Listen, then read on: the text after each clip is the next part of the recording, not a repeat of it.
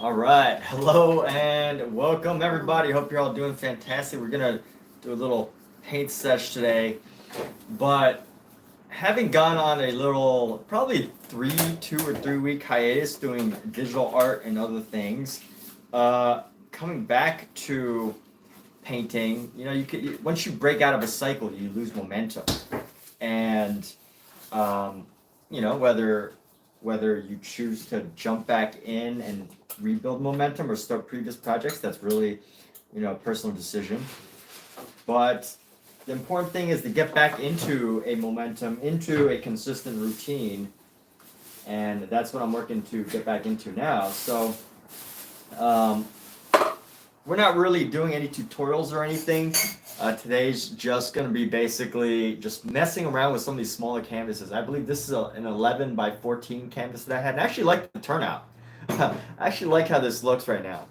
But here's a funny thing. So yesterday, our kitten, not my kitten, foster kitten, knocked over my palette and broke it. So this is supposed to be a sealable palette, and it's supposed to keep your paint wet for a long time. But sadly, it is now broken, and because of that, it can no longer seal the palette. But, however, I am very glad that the glass palette inside stayed safe. And I don't know if that's because of the palette itself or whatever, but I'm very glad that this stayed safe.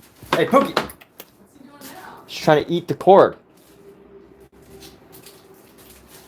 Pookie, stop. Go. Go.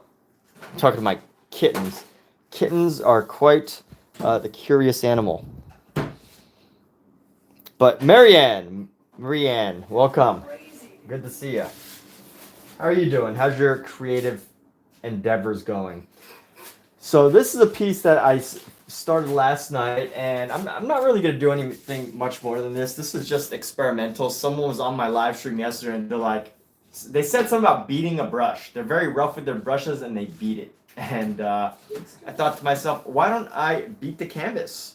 So that is what we did. We beat the canvas with our paintbrush, and this is what we came up with. So I'm going to put this off to the side here. And this is just going to go off to the side. Kat, this probably isn't the best place to put your clothes. They're not mine. These are your clothes? Oh, okay. Dirty clothes. I don't have any place to put them. Alright. And this is a smaller canvas. I'm just going to be messing around on these smaller canvases. Just, just for the heck of it. Wow, Omark Gaming. My goodness, Omark, let's celebrate our third super on a live stream. Let's celebrate Omark. Wow. My second day back, and Omark has given a celebratory live stream. Omark.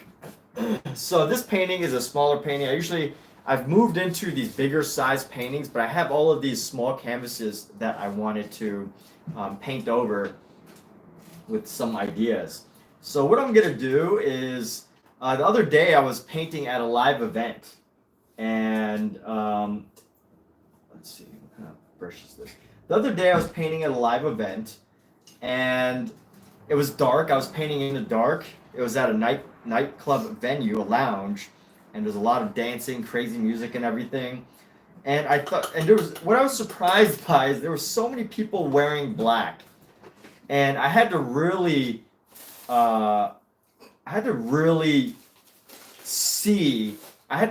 put in my perception skills to the test, because although there was all sorts of colored lights and everything, everybody was wearing black. And I wanted to make the painting a little bit more colorful than just everybody like having a black shirt, just this big mesh of black. However, I did decide that I also wanted to make another painting that plays with that idea of what would a party look like if it was just all black. And I was thinking about coming up with a painting called The Goth Party. So I'm gonna do an abstract piece right now just to loosen up my painting muscles a bit, and we're gonna call this The Goth Party. It's I want to play with that idea of what happens when everybody's just at a party wearing black.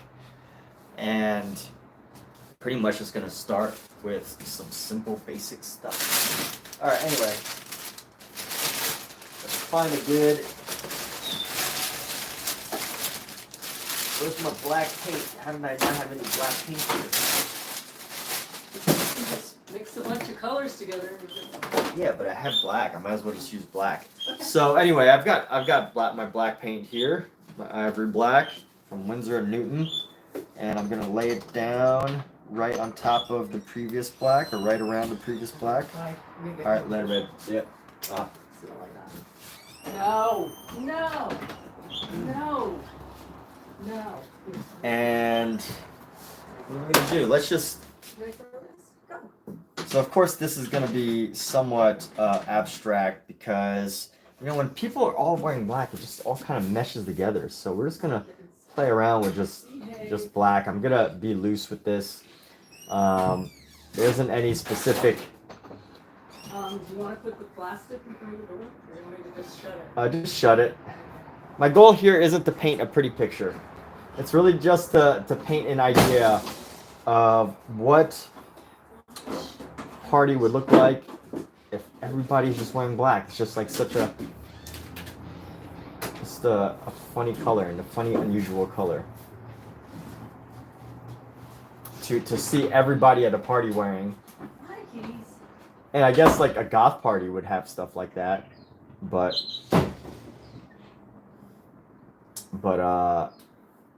let's see, let's keep this going here. Maybe it's just a couple of black rectangles painted on. I don't know. What else would a black party have? An all black goth party. By the way, I did have a series that I was starting. It's just black and white, and that's all I was. Those are the only colors that I was playing with. So I wanted to do that on a canvas. A previously worked on canvas.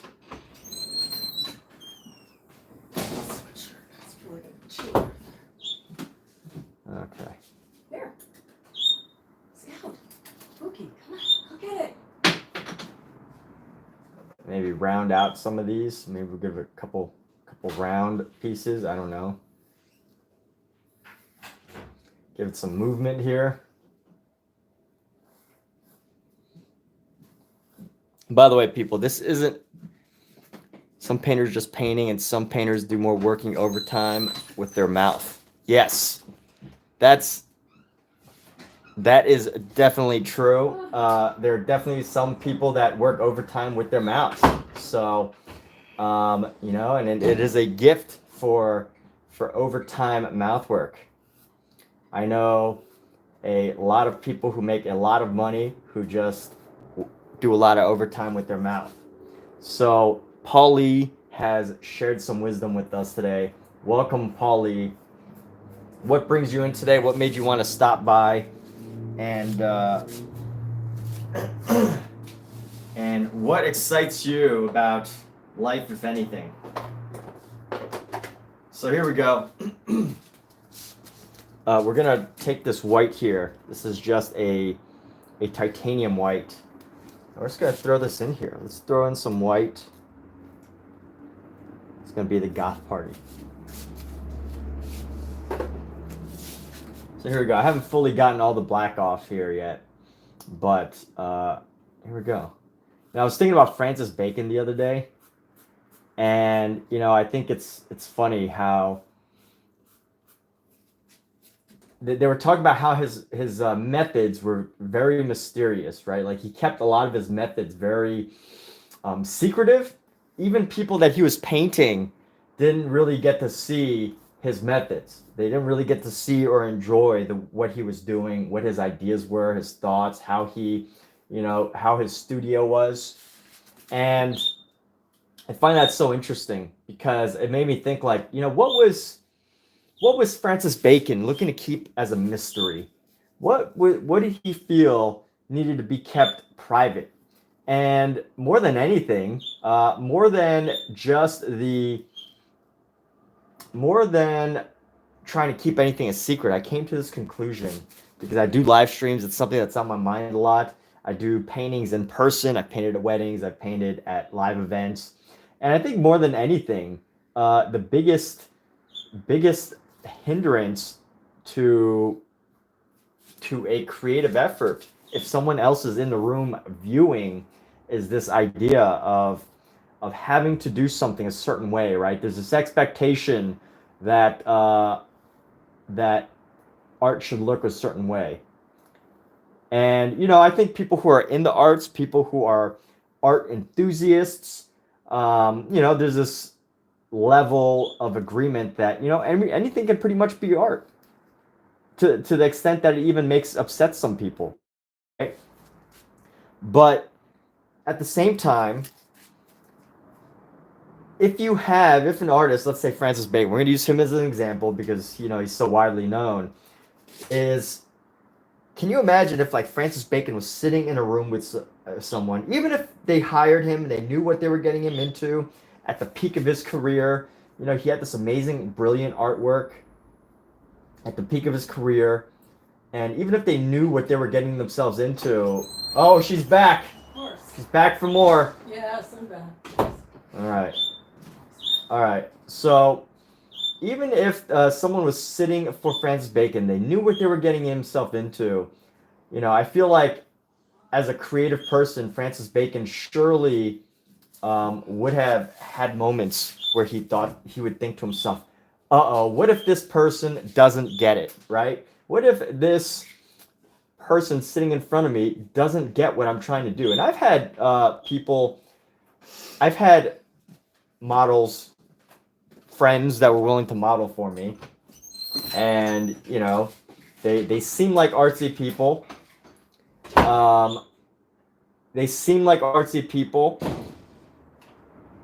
Sorry, I'm distracted by the in and out here. They seem like artsy people, but there's this idea that I went into with the idea that, I'm going to paint this abstractly. I'm going to, try a new way of painting this person. But at the end of the day, what comes up is this like semi-realism, because I have that, I feel as if there's that pressure of like, what if they don't get it? And, through that experience, I came to the conclusion, and it might not be accurate, I don't know, that rather than trying to be secretive of his methods, his process, or anything like that, I feel like Francis Bacon probably just thrived in working without an external voice, right? His internal voice was the source of his brilliance. And, to have an external voice, an external influence, someone to even just give the tiniest bit of doubt into him could have potentially negatively affected his work. So, that's a theory there. But, of course, there can probably be many more theories.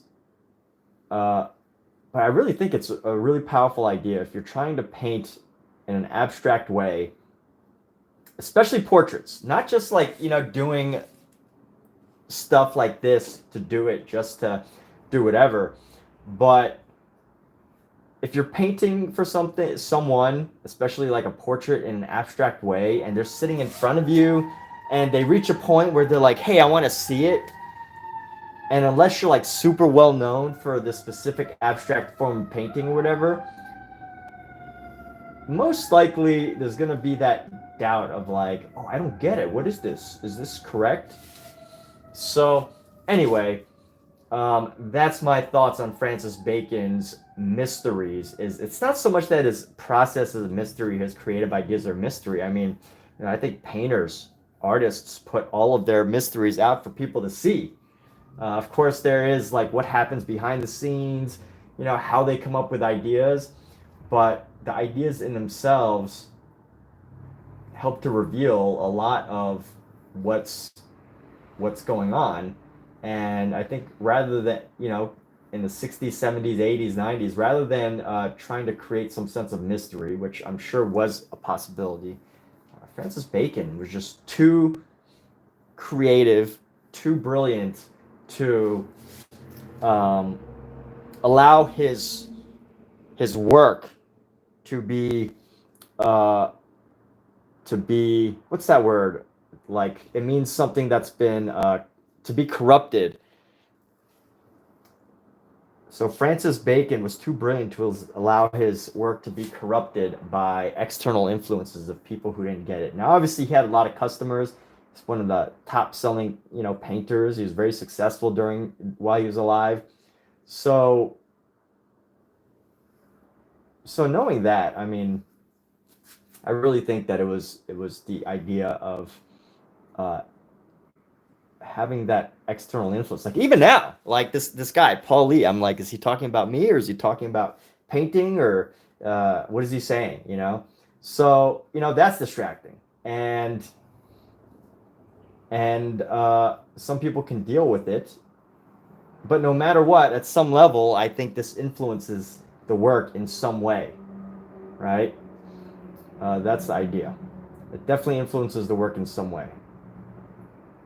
And when you're someone like Francis Bacon, I imagine, if you've got such a powerful vision for the style that you want to do, especially if it's, something like that was never done before, sometimes doing it in private without the influences of someone else can be incredibly powerful. So anyway, right now I'm really just messing with black and white. This is called the Goth Party. And here we go. So we're going with this. We're just going to lay down some more black here.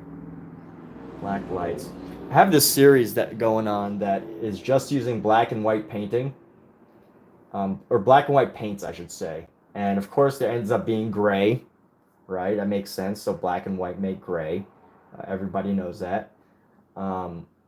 But yeah, this is a form of loosening up for me. This is a form of just breaking out of a zone of feeling like something has to have like a breaking out of the social media influence of realism, if that makes sense.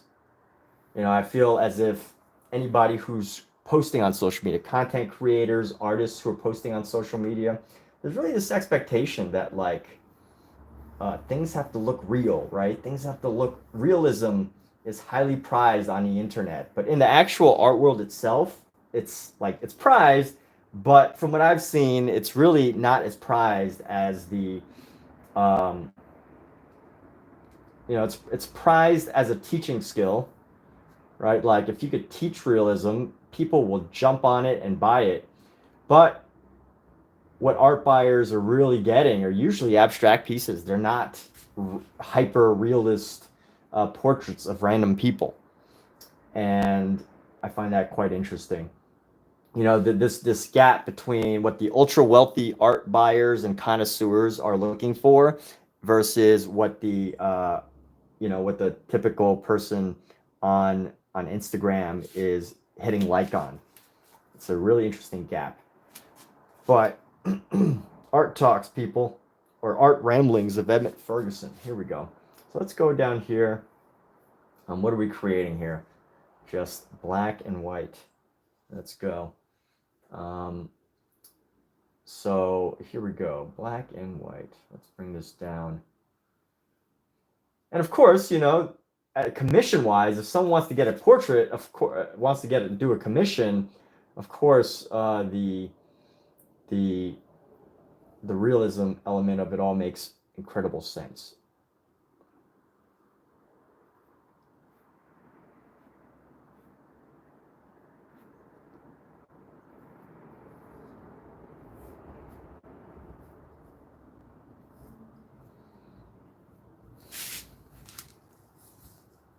I wonder if I could do some sort of John Clark. Hey, thank you so much, John Clark. So how are you doing? John? What's going on with you? What brings you here today? What made you stop by to see this unusual painting?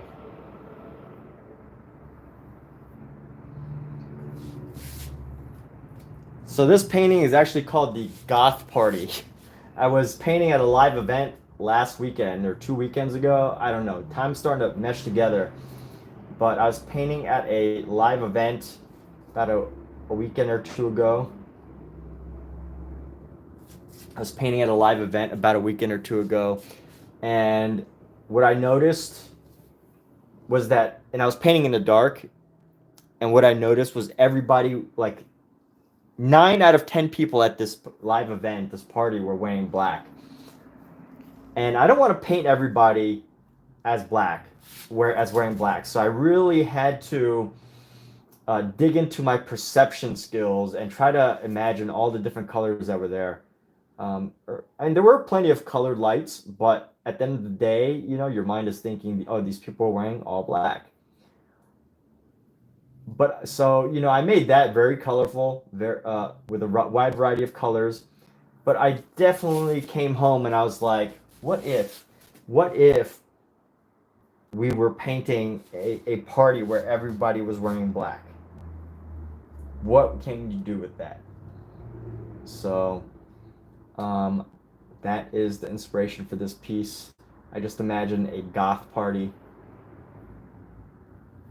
But you know what? I am not Malevich. He's the guy that painted a black square. I'm not Malevich. Alexa, tell me about the black square painting. Black Square is a painting created in 1915 by Kazimir Malevich. It is a white square on a black ground. Alexa off. Right, Malevich. So not Malevich, but Malevich. I should get his name right. Malevich. So John Clark, you're okay. You found the stream by accident. Hey, I guess that's how we stumble upon things, right? By accident. The most interesting things happen by accident. But nice of you to stop in here. Very excited to have you and a new viewer. You know, I love having returning viewers as well, but it's also nice to see some different names. And you know, it makes me wonder, because I stopped streaming for a couple of weeks here. I jumped back into digital art, and I just was not a big fan of digital art. But what's going on with you, John? Obviously, you know, this popped up on your feed for a reason. You know, the YouTube algorithm decided that this could be a thing that you would watch. So, do you look at the arts? Are you an art enthusiast?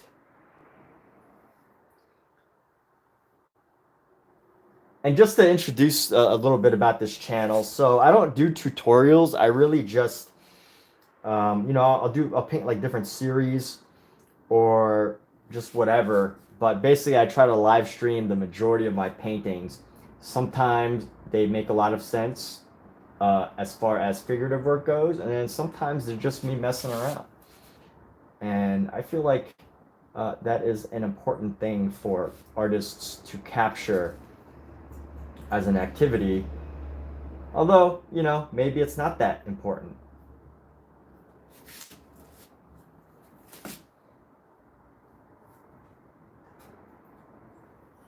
Because maybe people don't need to know all the ideas that are going on in my mind when I paint this. But yeah, so my live streams end up being, you know, a lot of chit chat, me going on and on about art and the process, or depending on, like, you know, who's here. I have a lot of returning viewers who'd like to jump in and engage in various conversations. So when they're here, it's a different experience. But let's see. So you're not an artist at school. Your art teacher used efforts as scrap paper. Well, hey, I'm using my old painting here as pretty much scrap paper.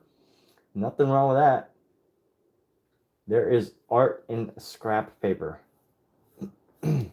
Just painting over an old painting. A scrap canvas.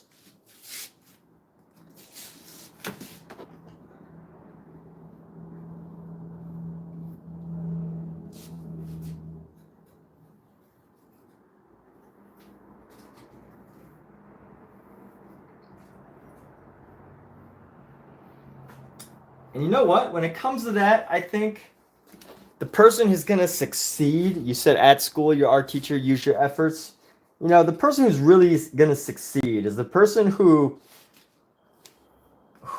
uses that as a reason to keep creating, you know, to use that as like fuel, the hater fuel, as I would call it.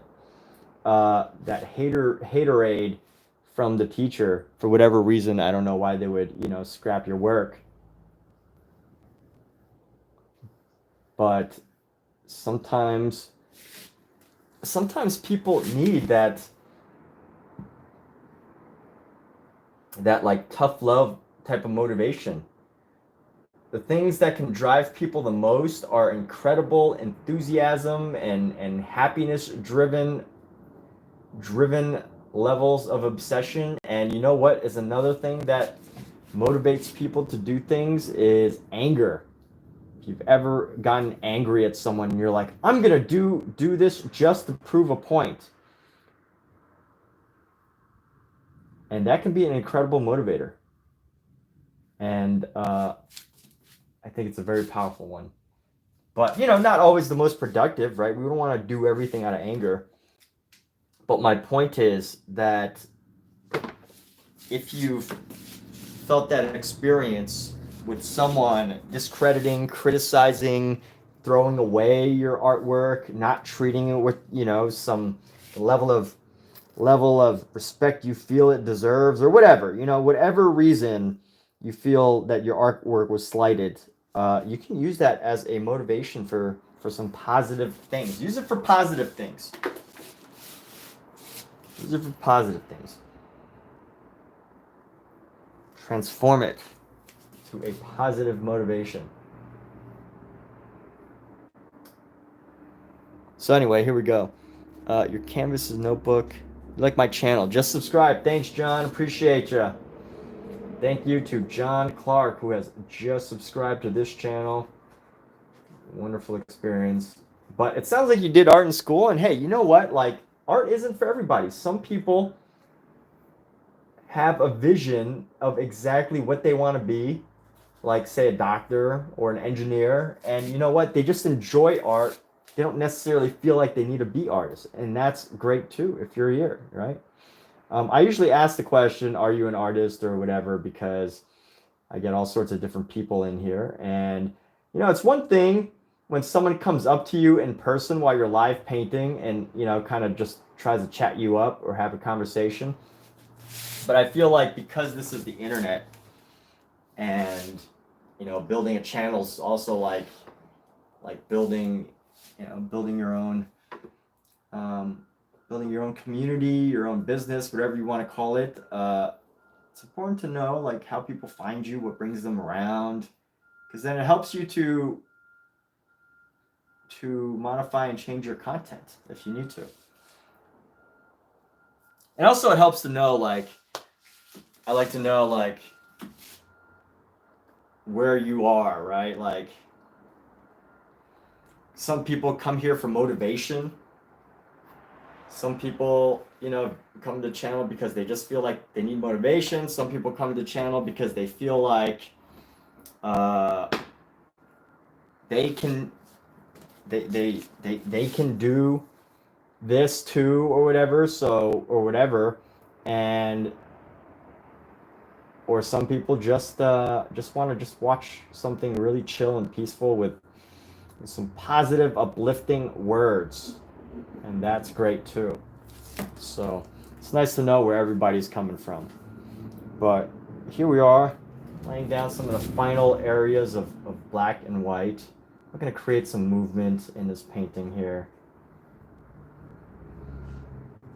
There isn't necessarily any meaning to this.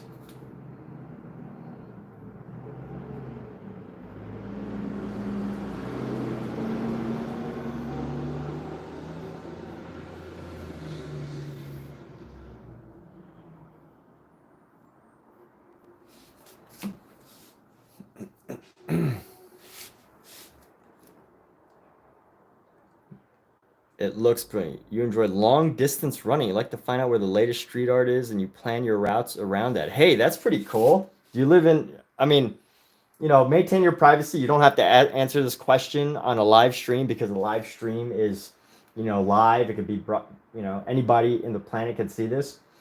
But if you feel comfortable asking this question, what city do you live in? I mean, you have to be 18 plus to answer this question because your privacy is important. I don't know your age. That's personal and private as well. But if this is a question you feel comfortable answering, because I'm so curious, what city has a really great art scene? I personally am in Los Angeles. I'm totally comfortable sharing that I'm in Los Angeles because it's such a big city. You get lost all over the place. And I feel like this is at a point where I'm pretty happy with where it's at. It's a nice, dense, thick painting. Let's try to turn this into something. What do we do here? What should we do? Make this a little bit more unusual. And here we go. This place needs some work, right? Needs an angle. I'm gonna do an angle here. I'm gonna find a good angle though. Let me see. So we got like that angle, angle, angle, angle, and it's gonna pop right here. So let's just pop one right here.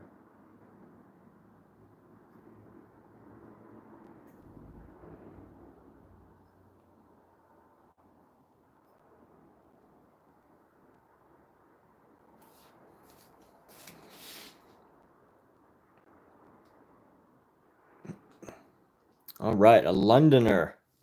Wonderful. Well, it's great hearing that it's brilliant from a Londoner because Londoners have brilliant taste, right? Everybody in the UK has amazing taste. So there we go. This is, oops, let's drop my brush. So let's see. We're gonna take a pause on this and then we're gonna do another canvas here. Until I find an idea, let me think of something I want to paint. I should do a still life. Haven't done a still life in a long time. I got a small still life for the day.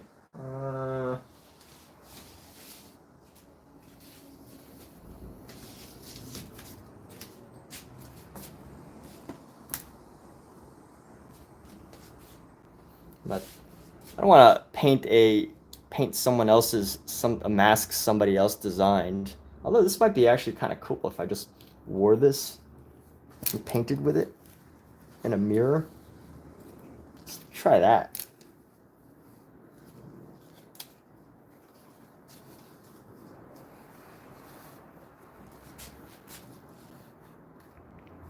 It hurts my head because there's this thing right here, right in the forehead. What's up, Edits? How you doing, dude? What's going on with you? See how this looks. All right. Maybe I could throw up a... It hurts the head, but... Pain is beauty, right? Let me see if I can loosen this up a little bit. I feel like if I loosen it up too much, it's not gonna work. Should I do this? Why is this forehead so darn... Oh my gosh, this forehead area is so hard. This is a very poorly designed mask that I got for sale at the end of a Halloween weekend.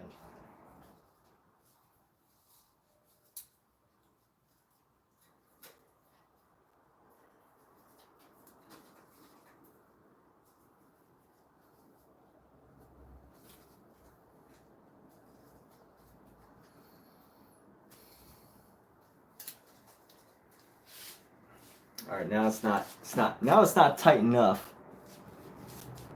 I'm gonna do a self-portrait with a mask here.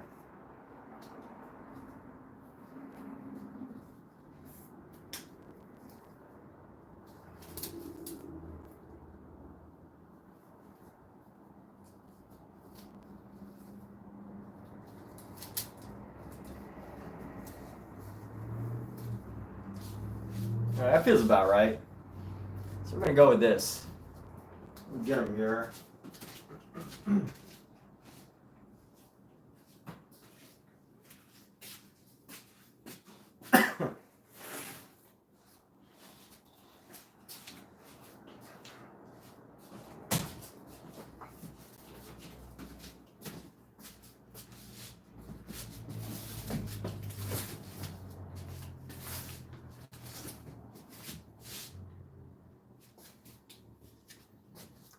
If you don't have a model, you always have a mirror.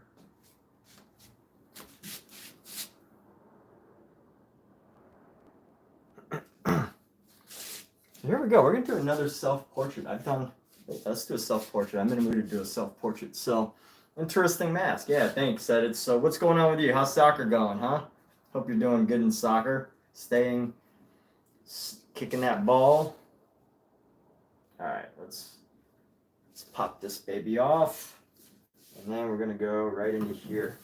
I'm gonna do a big painting on a self-portrait here. Let's do.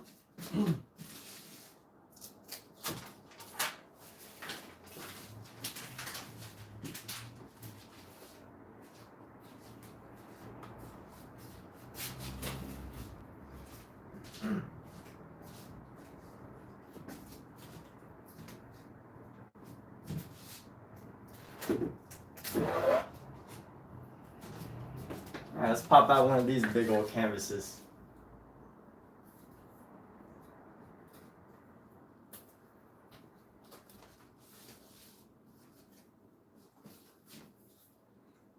If only I could open this. Let's see.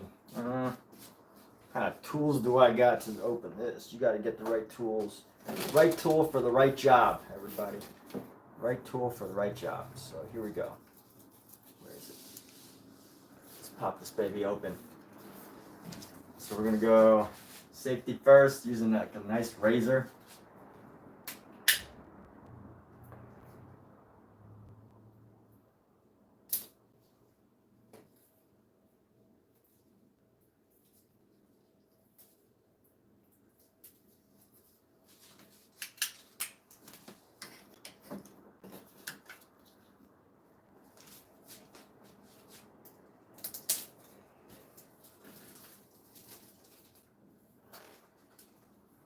The sad part about this easel is amazing, but it only lets me paint up to about like a 24-inch, 30-inch canvas lengthwise, or portrait-wise. So I can't really do large, huge portraits on this canvas. So I feel like I've hit a wall as far as how big of a painting I could do. I'm gonna throw that up there.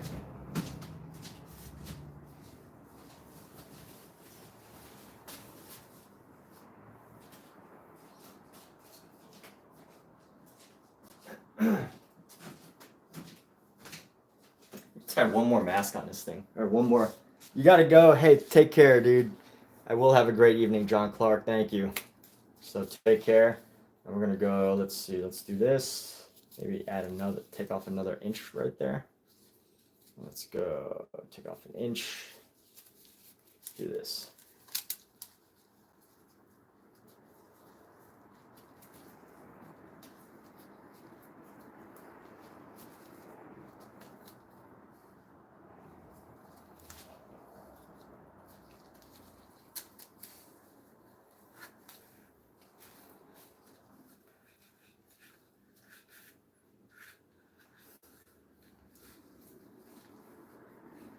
God, this thing.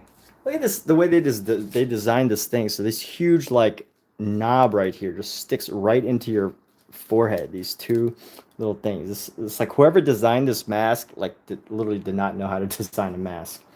Let me see if I could pull a little bit, loosen this up a little bit.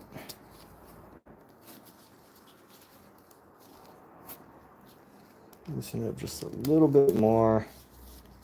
I don't know if I'll ever find just the perfect length for this, because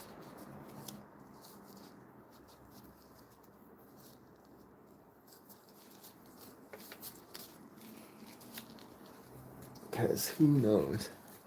I might just have to stick with holding this and wearing this like so. And here we got our mirror right here. So let's get started in a moment here. Let's bring this down a little bit. I have to bring this down. Oh, oops, that's not it. That's not the right button. Bring this down. Right about here.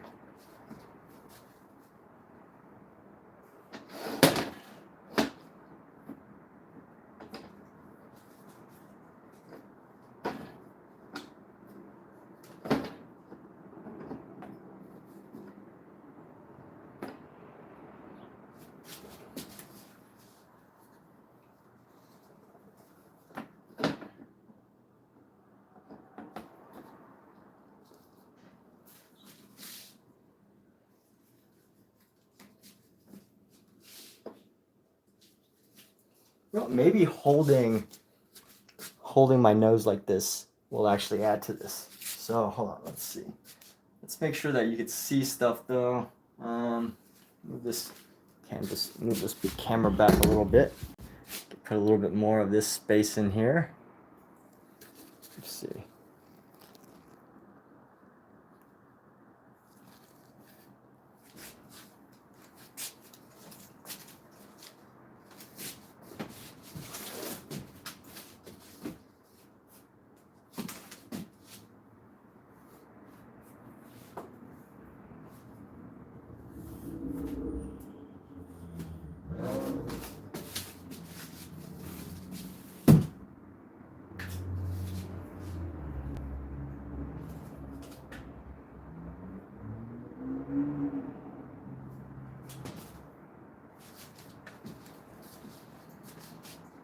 That is not high enough. Let's see. How do do this?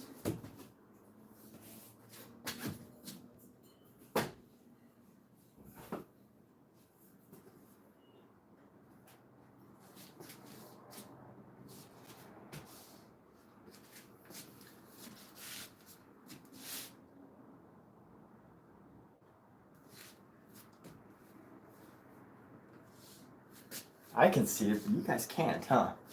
Let's see. If I can rotate this a little bit.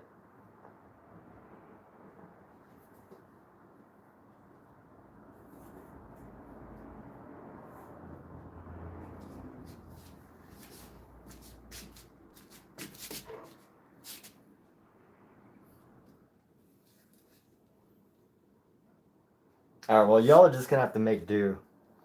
So here we go. Let's we're gonna start totally dry. We're not gonna prepare this canvas in the usual way.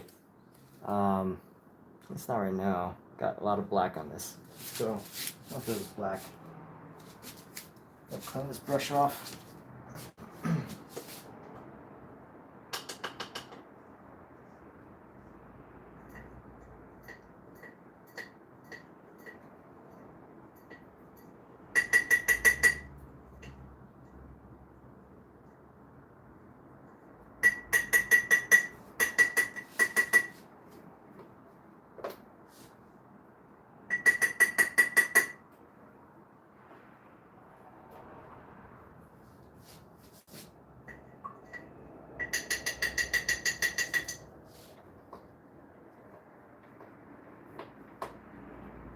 Okay.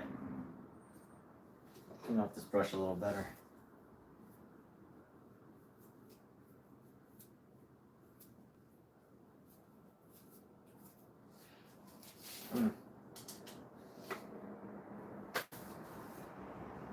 All right, what am I going to use to sketch myself out? Let's see. This little sketching brush. Let's go with this one. I'm just going to sketch. This is the sketching phase.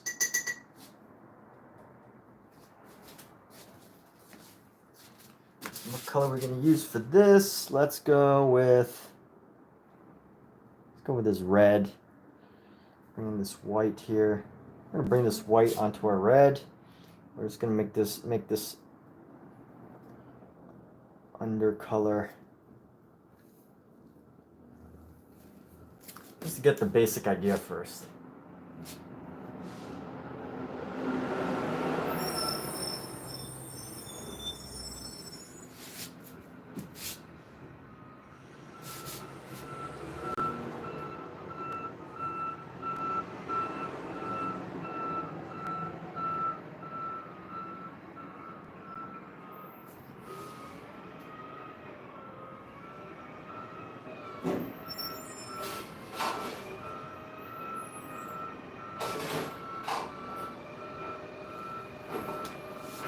Let's go like this.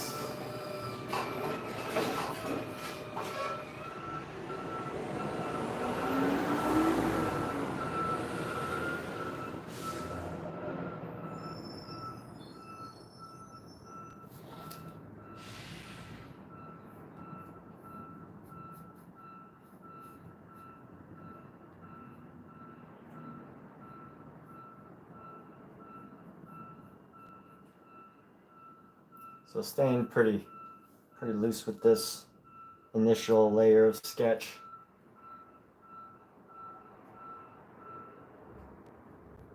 Very large nose.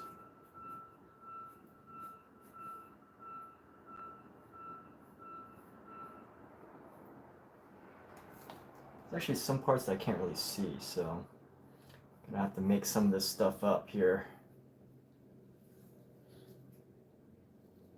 Grab some of this paint and get my forehead right there.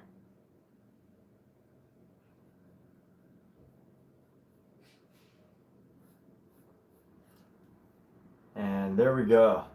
You know, here's the funny thing. Whenever here's the one reason why I second guess whether I should live stream or not.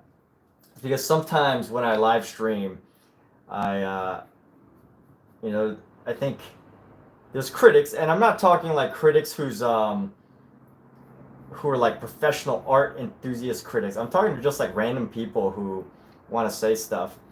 But I often, when I paint, I often wonder like if I could be more creatively free if it wasn't for live streaming and feeling like, you know, there's a part of me that's like, okay, well, I live stream, so when people come in, they expect a certain type of painting, and you know, they're gonna like, if it doesn't look like I'm doing realism, then I'm not doing real work.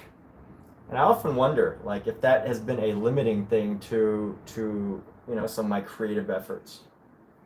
And the reason why I overshare, by the way, I usually overshare my thoughts on my live stream. Consider it like a stream of consciousness type of endeavor, right? Like, I like to just talk about art and the ideas and the thoughts that invade my mind, in case there's an artist out there who can get value out of it, in case there is somebody who sees this and was like, you know what, like some of these things that he's talking about, I can relate to, and I shouldn't let those things stop me, because when he says it, it sounds ridiculous, and because it is, right? Like these fears, these limitations, these whatever.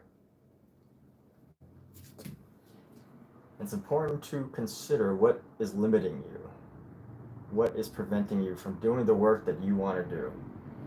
So I'm getting my finger right there, a hand. So I'm just going to paint the very basic part of this hand here. It's going to be, definitely have a glove there, hand right here, finger right there. It is actually kind of hard to see, but that's okay.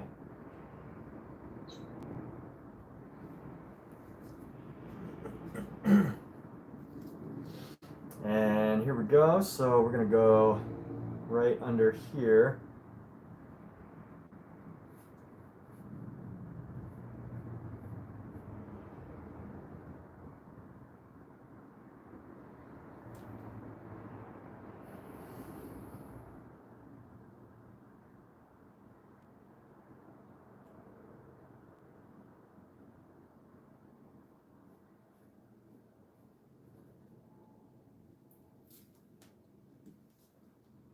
This is really testing my painting skills, because this right eye, if you can see in his right eye, it's literally blocked by all of these cables. So I'm trying to see through the cables at the same time. But you know what? I think that's a plus, because it kind of forces me to use my imagination for some parts. And if I can make this even a little bit more creative in a way, because I can't see all the exact details, I think I'll have done a good job. I'm okay with that. So that's what we're gonna do. Got my hair right here, got neck coming down.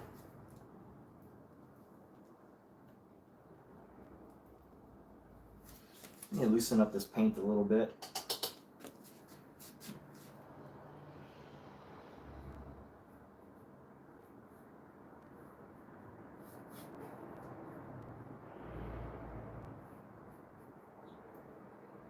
And here we go. We're gonna come down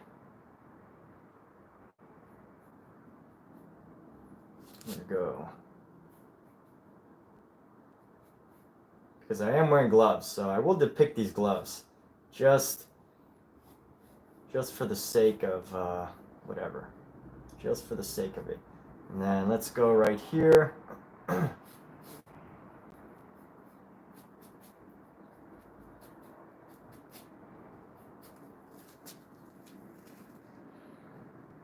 And we're gonna keep going with this. Doing the sketch. Come down on the neck right there. Oh, look at this. Look at this paint booger. Some paint boogers right there. Old dry paint that's been drying that hasn't fully dried yet. That is impacting. It gets onto the canvas. And right here, my hair is kind of crazy right now. I have a top ponytail and a bottom ponytail. So some a little different. I'm a character, right? Become your own the character of your own movie. And we're gonna go down like right here. And then this is gonna come out around the shoulder. So I'm just drawing what I see. That's it. Just sketching what I see and coming down right there. And I'm gonna have my arm. I'm painting myself as I am painting. How meta is that, people? Just painting yourself as you're painting without any extra levels of interpretation. So this is going to come out just past my hair. And then like so. Gosh, this is such a great brush too, but I'm being so rough with it. This is a Rosemary Co pointed round brush. And I've ruined it because I've been so rough with it. It was like really, really great thin brush, but I've been so rough with it.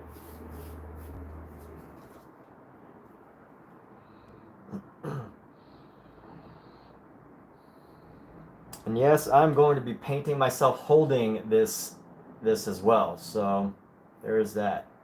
Let's go right down here. We're going to go right down to the edge here. Let's go down the front, and then here we go. We've got a shoulder that comes around, so I want to capture the shape of the shoulder here. Shoulder comes to like right under the chin. Just down a little bit right here. Goes around.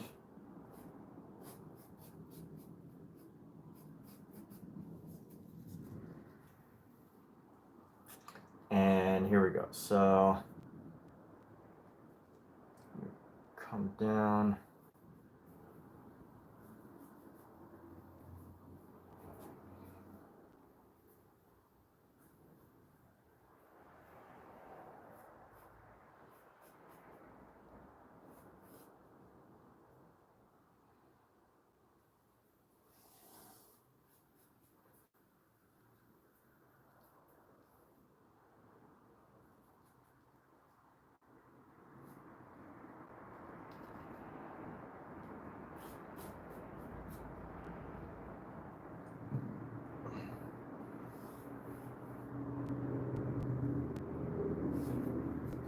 My arm looks extra long there, but that's okay. We're going to make it look extra long just for the sake of this. This is what I'm perceiving, so that's how we're going to paint it. Doesn't have to be exact right now, but here we go. We're going to bring this arm down. We're going to finally bring this arm down.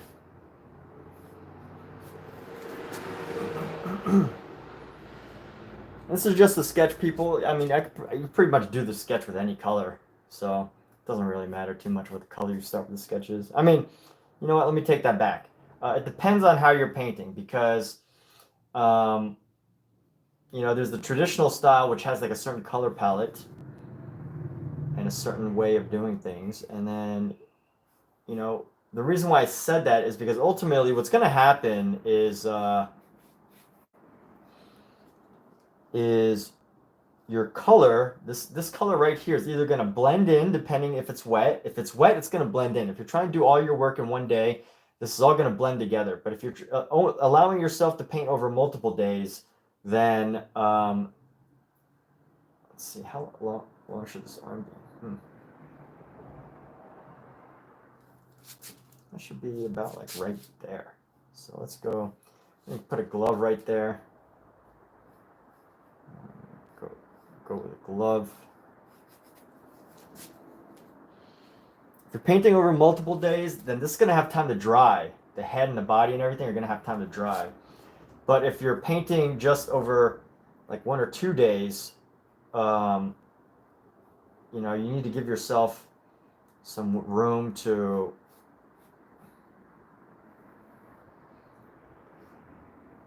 if you can paint over this when it's dry, it doesn't really matter because you know the color's going to go over. But if you're painting it while it's wet, which is what I'm doing, you're going to have some challenges because this you have to be conscious of how this color is going to mix in with your other colors. So here we go. I'm going to sketch in some background too. Usually you can see my portrait up there. I don't know if you guys can see my other portrait up there. I usually paint abstract backgrounds, but this one I'm going to do something less abstract as far as background goes. But I am painting myself holding my nose, which I think I've already lost the position, unfortunately. But we'll make it work. We'll figure it out. It's the challenges of being a model. You have to like hold everything very still. So let's see. We're going to go down from here. We're going to paint some of the background that I have. And then the back from my head right here. We've got some glass.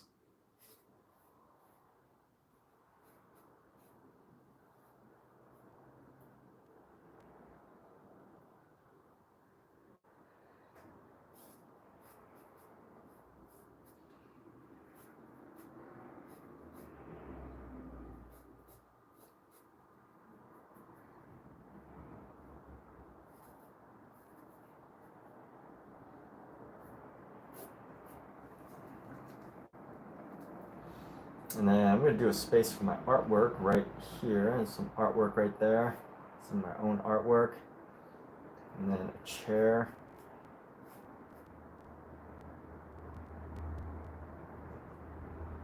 The chair is going to come down right around here.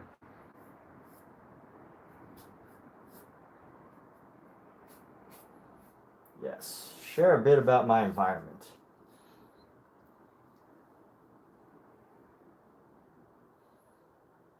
And there's another painting that goes down right here. A little painting right here. So we're going to sketch that out. A little drawing. And another painting right here. One of my paintings. And then some chaos right here. A little tripod right there. Just sketching out some basic details. So let's jump into this. You get another brush. I'm gonna clean this up.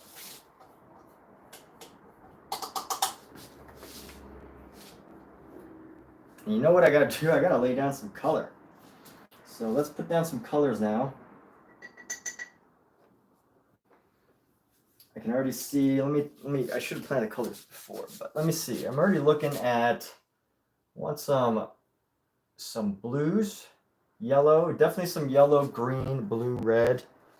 So let's do here lemon yellow. So let's see what colors are we doing. Lemon yellow. Let's go with this light cerulean blue here.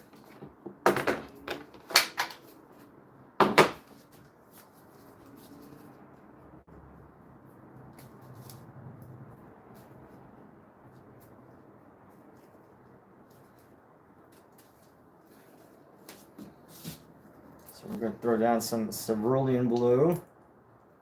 Not too much because I probably won't need that much. And again, my palette is broken, so the paint's not going to stay dry for too long. Hopefully Amazon delivers my new palette by tomorrow, but I can't always be so optimistic about Amazon. I can't. I mean, I definitely feel like I can, but you know, it would be hard to lose a lot of paint. Because I don't think I'll be able to finish this in one day. Let's go ahead and lay down this white. I'm going to put down a lot of white. I use a lot of white here.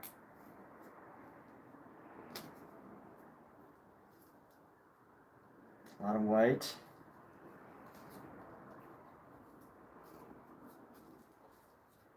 We get to throw out this paint.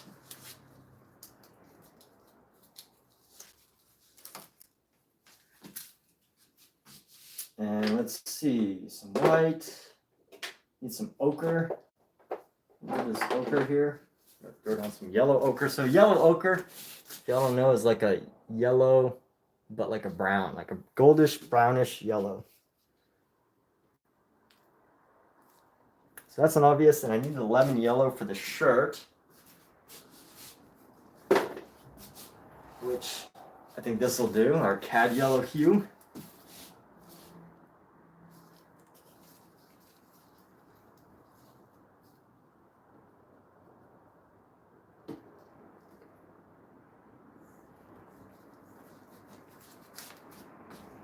And then let's see, let's grab a brown.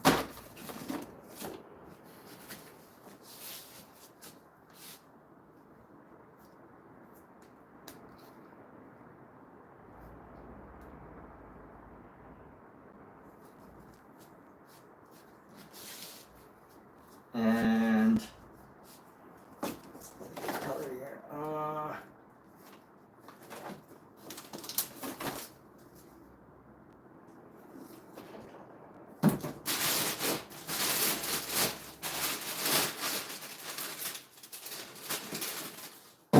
Okay, throw in some burnt sienna.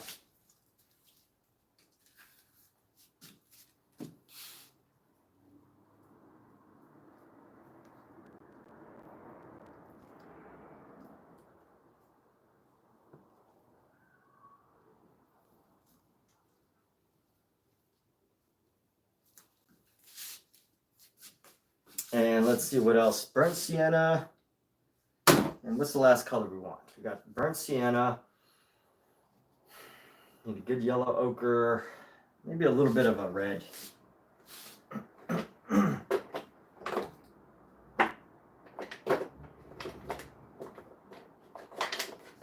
Do a hint of. This isn't vermilion. This is a azo red medium. Okay.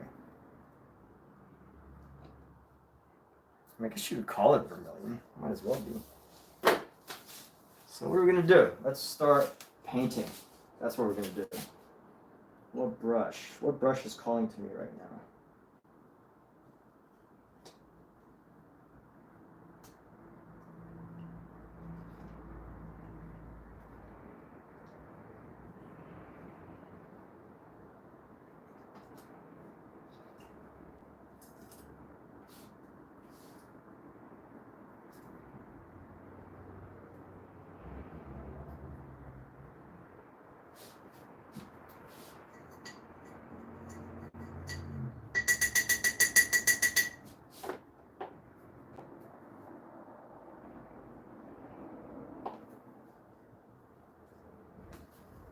Okay, one of my favorite brushes here.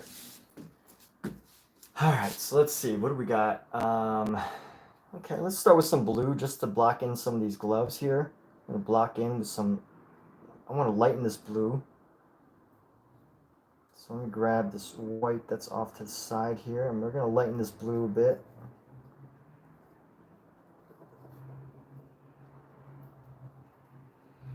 And we're just gonna block in these gloves here. So get this glove, get right here, that it comes around like so.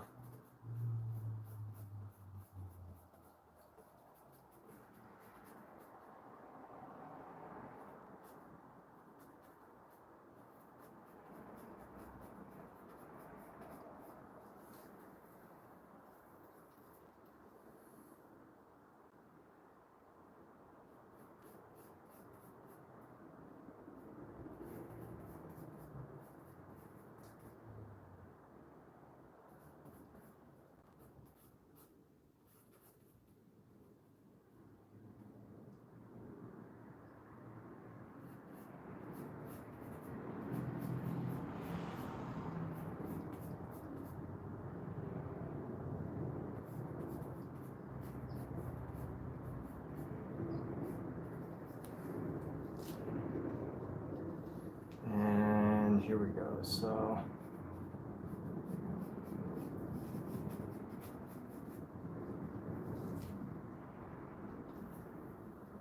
definitely could go darker on this glove here around this side.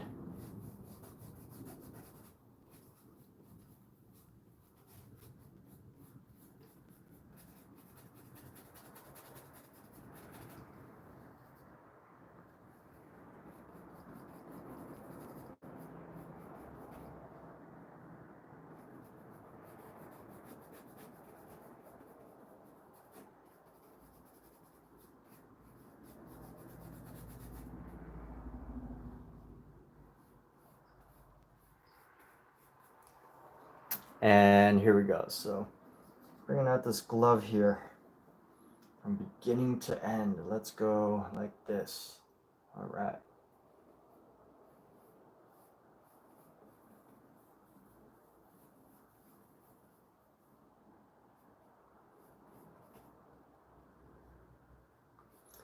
Can you imagine if painters were like painted the same way that fighters paint, or that fighters fight? You know, like fighters, if somebody challenges them to a duel, they have to like do a paint off, and then they like whoever's the best. That's why making painting a competitive activity, I don't think is very conducive to creating new and innovative paint styles. It's probably more harmful than anything.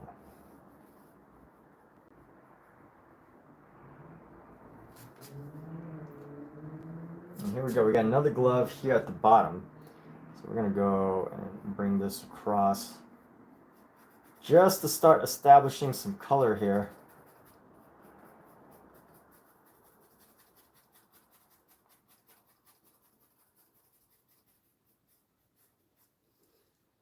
And then this is like, actually, like a...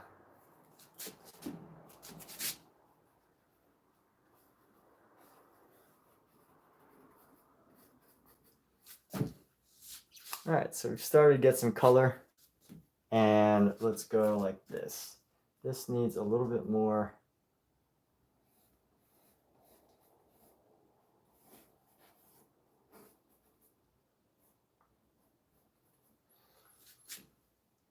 Okay, this is really the only blue, but I would like this blue to block in some colors around the collar here. So we're gonna go like into this collar right here.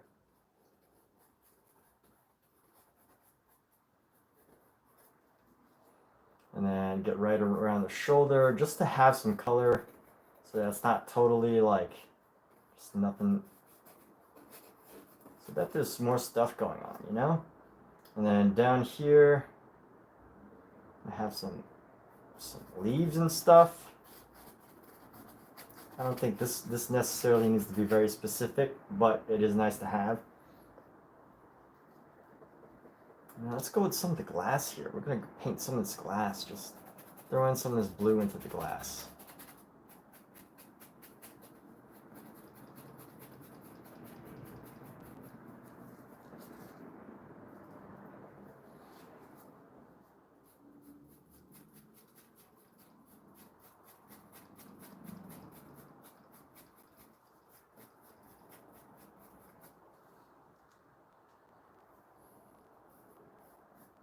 And here we go. So this is going to come down, and we're going to have some blue around the hair here.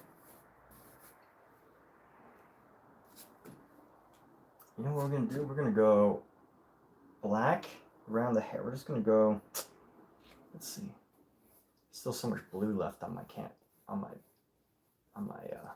paintbrush here. Let's clean this off.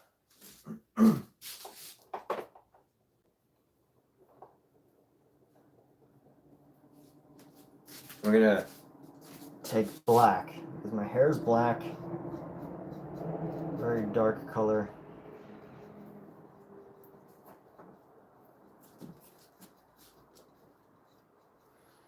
And it goes here, so we're gonna go right into here.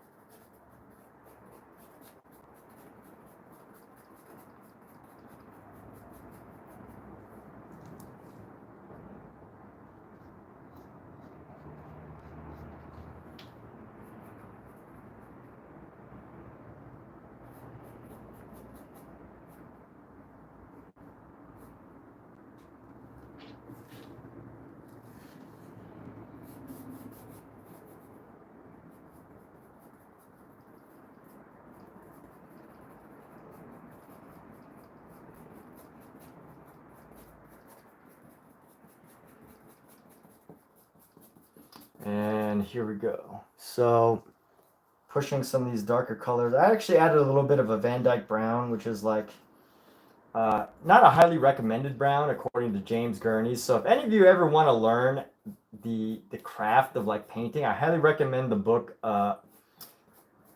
Light and Shadow or something, or Imaginative Realism by James Gurney. He's an amazing, incredible realist artist. He created the series Dinotopia, and he has a series of books that teach painting, or not really painting, just like how to see light in general, which ultimately, anytime you're painting, if you're trying to like go for a form of realism or anything, it's basically, if you're going for any form of realism, I mean, it is basically just let's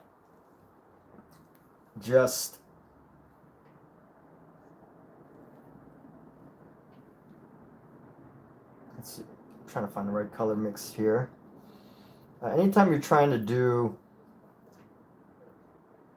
some realism, I mean, painting realist work is basically just a mix of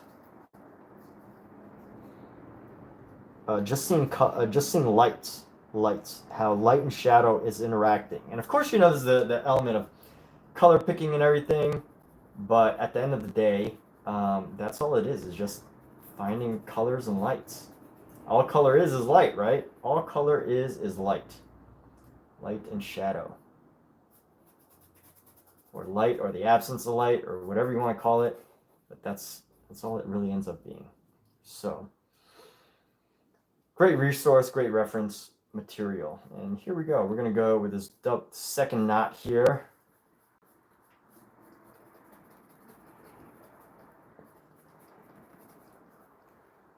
Second knot is going to be a little bit brighter. This is obviously, here we go. So bring this down, this dark color right here.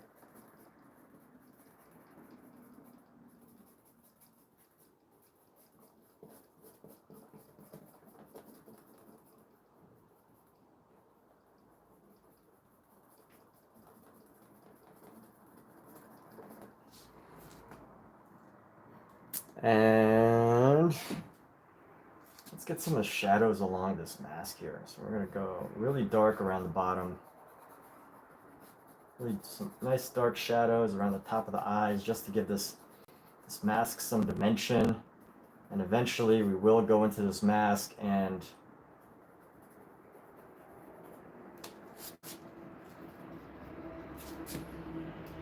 we'll go into the mask and change and update some of the colors, but for now,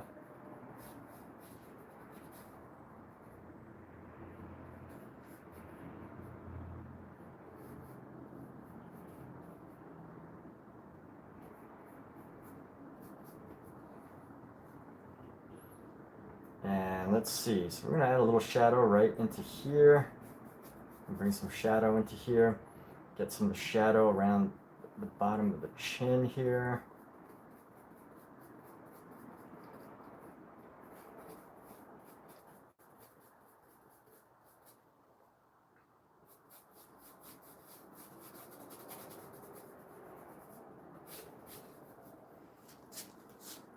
Okay, I like where this is at. I think the bottom of my arm is going to get some of this color too. Maybe the bottom of my arm, some of this color.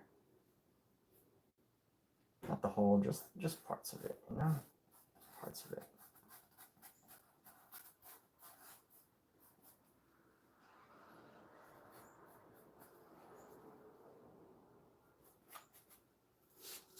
And then let's see, on the inside of this arm, get a little bit of the shadow. Not a little bit, quite a lot actually.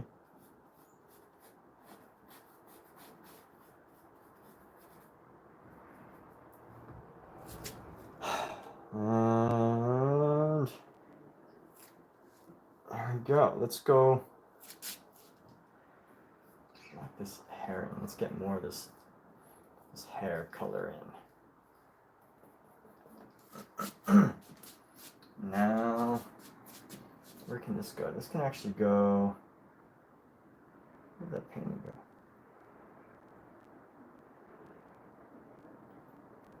I go right around here.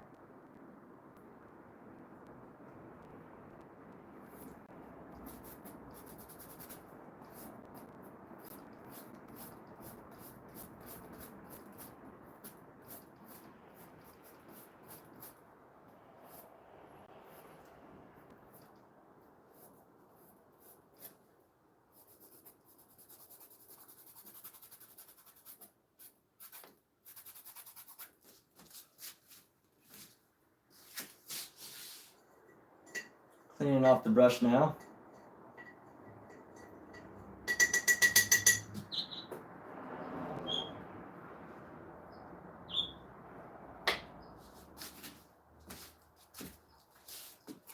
Let's get this yellow into our painting. I'm going to use straight up just yellow.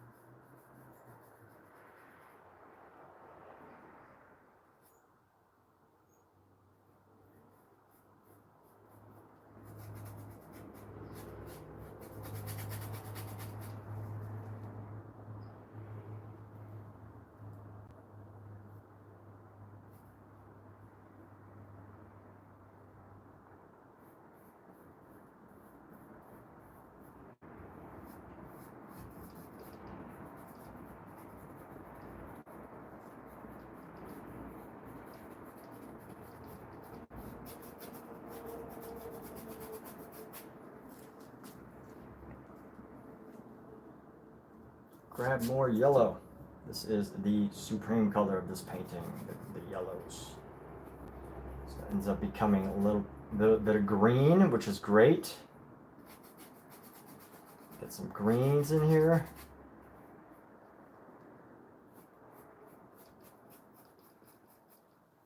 Get some more yellow. We're just gonna lob this on. All right, we're gonna lob on our green here.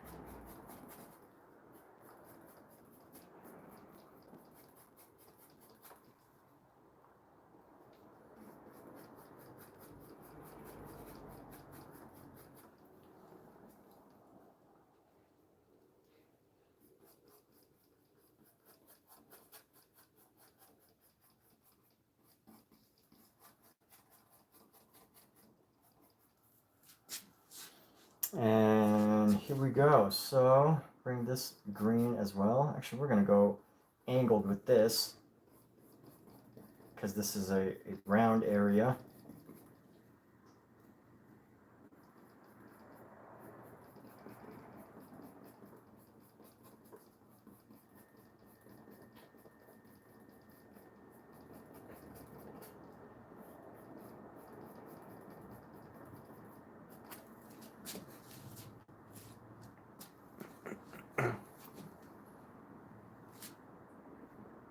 Let's throw in some more of this blue here.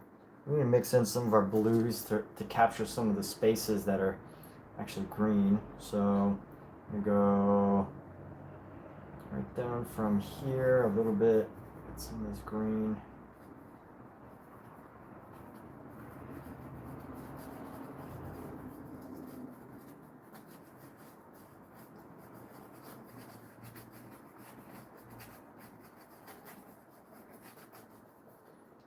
And mix this in here.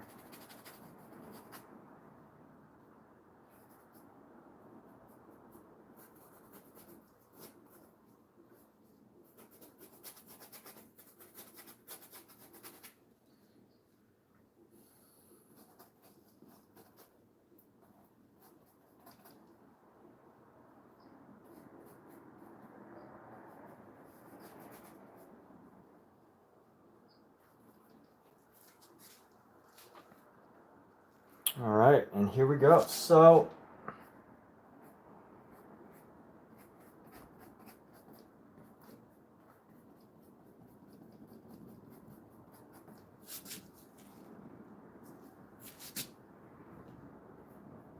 I like to get my paint off, no matter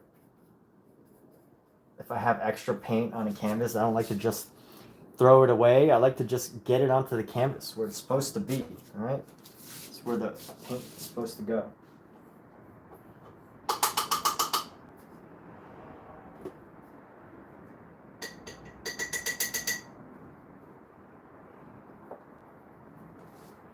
All right, get more of this yellow. And you know what I want to do with this yellow? I want to lighten this yellow a little bit. So let's grab some of this white, throw in some more of this white with the yellow. I'm going to lighten it up. Make it more of a pastel yellow. You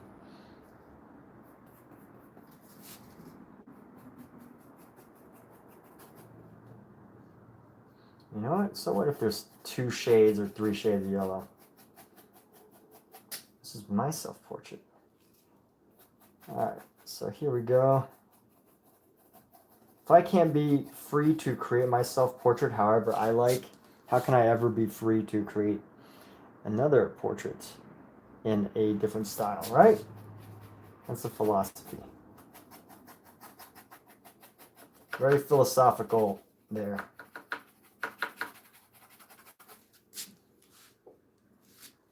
Very rough with this brush. This brush is one of my favorite brushes. It's a, well, the name is worn off right now, but it's an, believe it's an Aspen brush. It's Aspen Princeton by, you can get them at Michael's for pretty affordably. I believe this is part of a kit.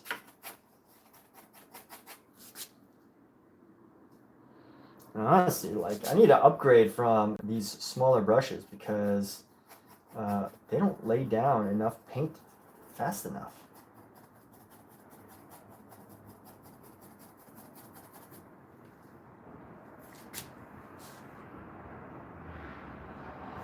Simply doesn't lay down enough paint.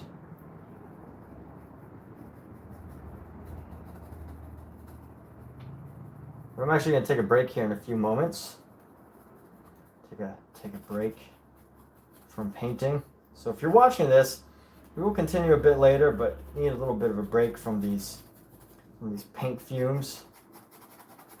Looks like I'm wearing a tie-dye shirt. I don't actually wear tie-dye. You can see the shirt that I'm wearing right now, just flowers. But I do like where this is going. It's a very beautifully colored portrait. And I like how I look in it. So that's what matters, right? How you look. How you look in your own self-portrait is very important. So, oh no. Let's take this out of here. Big old paint booger.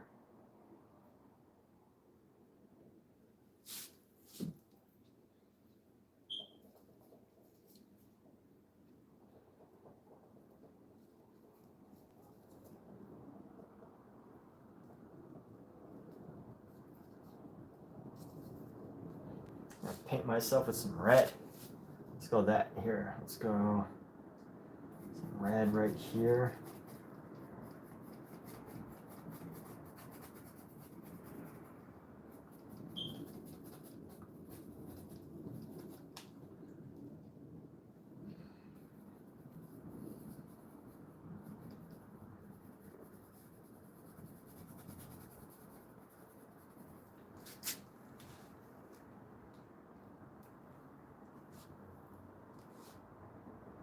Maybe with a deeper ochre around this arm here.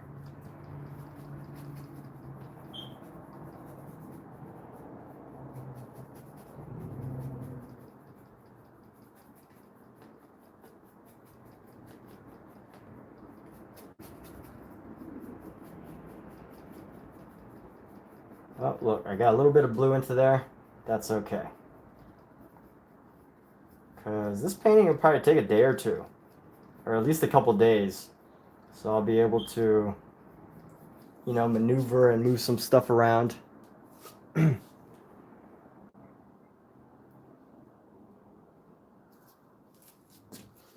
And here we go. So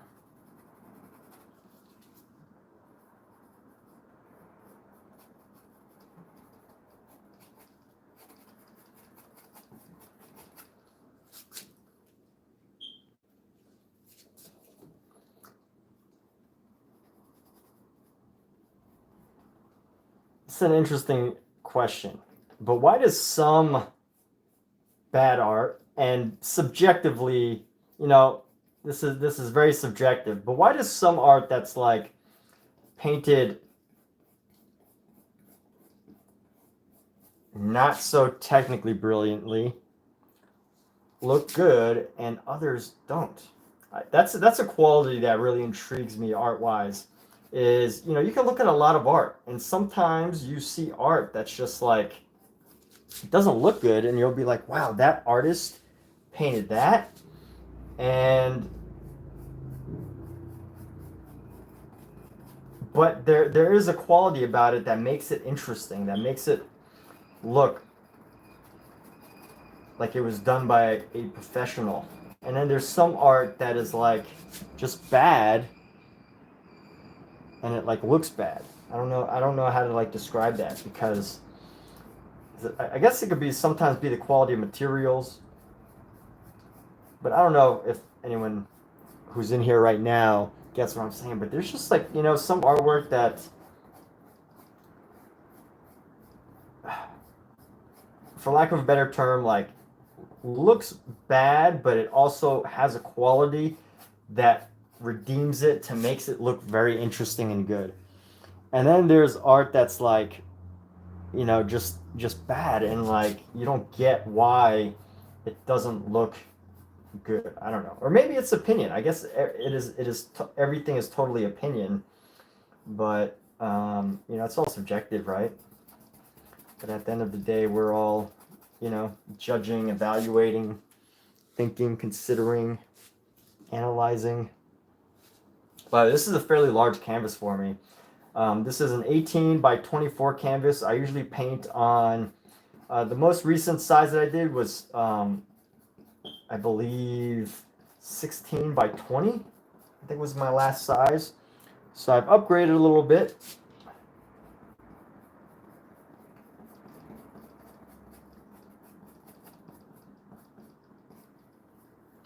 A little bit of an upgrade.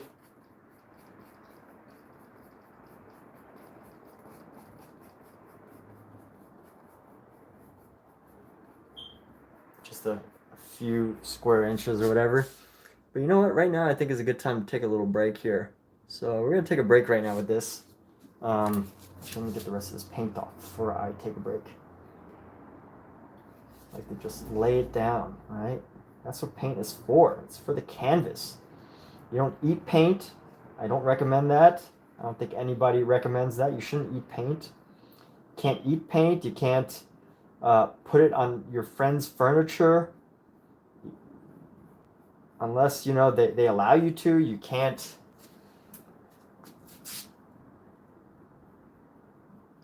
There's just things that you can't do with paint, and it shouldn't go in the garbage. It should go onto your canvas. That's where it belongs. That's where paint belongs. I mean, you know, there's a lot of different surfaces or canvases that it can go on, but at the end of the day, it shouldn't go in a garbage can. Paint should not be wasted in the garbage can, is my philosophy. It should go on a canvas. If you're gonna use it on a canvas, right? So here, I've been holding onto this nose forever. My arm is getting a cramp. But right now, I'm just looking to fill in some of these spaces. And right now would probably be a good time for a break. So before I take this any further, I do want to. It's always something that's like, I like to get all the paint off right there. Let's get all the paint off. And I will need something that helps us separate these sections here, but I'll figure that out as we go. So here we go. All right. Step number 1, get the main color down. Step number 1 is to get your main colors down. Hopefully the mirror doesn't move, and hopefully the mirror doesn't move too much, because I don't want to lose my place. But at this point, I could kind of figure out, you know, even if I was to totally change positions or whatever, I could pretty much figure out how to reposition myself. But popping the mask off for now. One thing is I do need to keep my hair So I have some foster kittens right now. Who wants to see some kittens right now? So these little characters, they're sleeping right now. I don't want to bother them.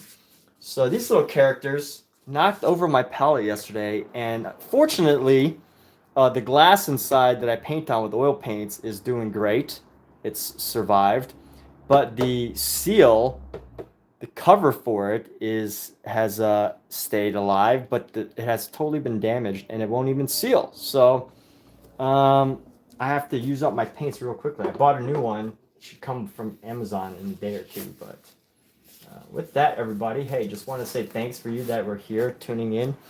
And if you tune in another day, thank you. I really appreciate that. But we're going to take a break for now. Have a great day.